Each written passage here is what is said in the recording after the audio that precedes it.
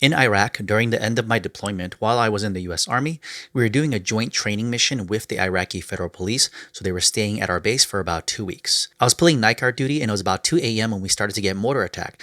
Now, at that point in our deployment, I really didn't care much for mortar attacks, and I bet the Iraqi Federal Police cared even less. I still felt compelled to let them know just in case if, God forbid, a mortar shell landed on their sleeping quarters and if they all got killed, and if leadership asked me why they weren't in the bunkers, I could say, well, I let them know and they just didn't give a shit.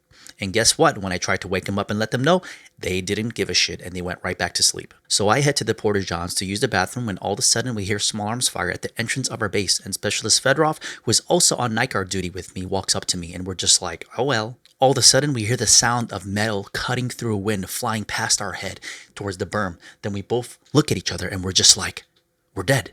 Because we realize that the berm is only about 25 meters away and the shrapnel will kill us when it detonates. But then nothing happens, no explosion. And Specialist Fedorov and I both look back towards the berm, then we look at each other, and we share a moment of realization that we are both alive.